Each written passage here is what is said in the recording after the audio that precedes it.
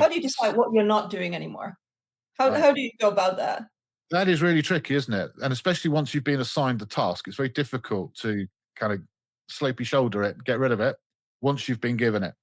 So I think that this is where, as the head of customer success, we need to, if I say grow up, but that sounds a little bit like being a bit unfair.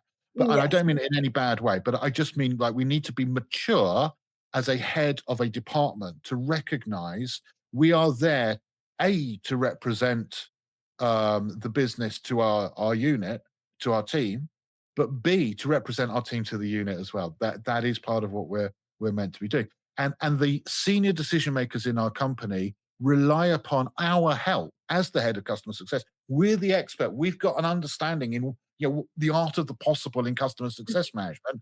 Sometimes we do need to just hold the line a little bit and push back a little bit and actually discuss this with them. And I think that it requires a positive, proactive head of customer success to go to senior decision making and say, right, here are all the things that I am being asked, or that we in our team, Mhm. me and my team, here are all the things that we're being asked to do. I would, I'm very happy to prioritize them if you want me to prioritize them, or shall we do it together?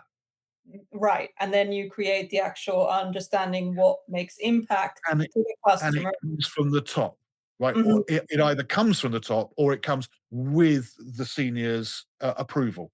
Right, right, So and that then then when you're having peer-to-peer conversations with sales and product and marketing and mhm. support, whoever else, you can say, well, with the support of our, senior decision makers, this is where I need to prioritize my time.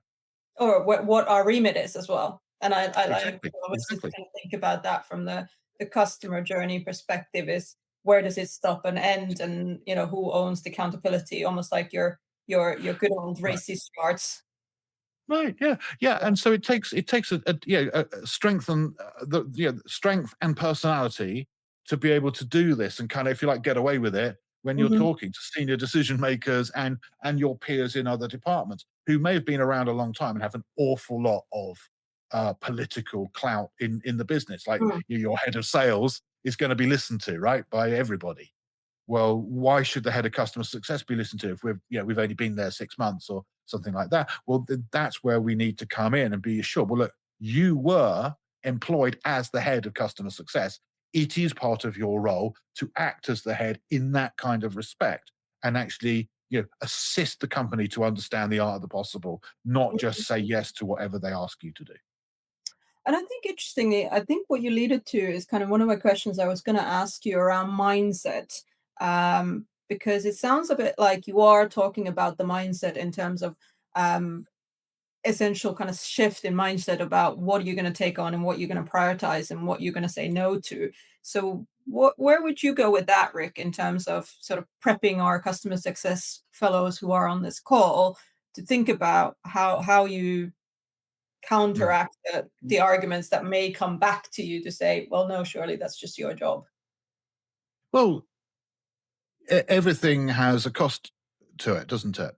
So my answer as a head of customer success is like, by all means, charge me to do anything you want done.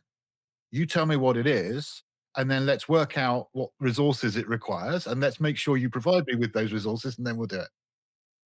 Nice. But, Okay, so I you, mean, we don't want to be. We're not. It's not us and them, right? It's us. I see. It's a Okay, company. so we're all on the same side, and of course, I want to pull my weight the best I can to actually help the company, and that's why I'm saying to you, Sue, Fred, John, whoever it is, the CEO or whoever it is, I'm saying to you, look, we could do all of these different things, but it will, we will have to resource them. We Mhm. don't, as I understand it, we don't have the resources. So help me prioritize.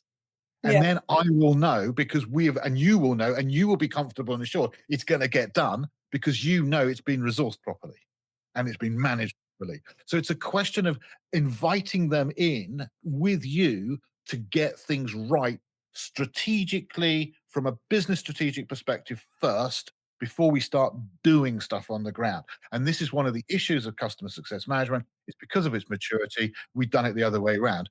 We started tactically and just done stuff, right? Mhm. And then Mhm. ported it back up, and they've decided then what that means strategically and thrown lots of other tasks at us Yeah. instead of doing it the right way around, which is sitting down and working out, well, what do we really want from our customer success team, from our customer success function? Okay, it's a Mhm. function. And this is part of the problem, I think, comes from semantics. You Right. know, what's the name? A rose by any other name would smell as sweet, right? But in fact, we've got a problem with customer success because customer success sounds like an outcome, right? Right. That's like that's what we want. That's what we're trying to attain. That's a target. Mhm. A success management is the function. And we drop the management and call it customer success. We're not customer success. Customers being successful is customer success. We are customer success management, which is not a very good name anyway. And what we are is people who help the customers to attain the customer success.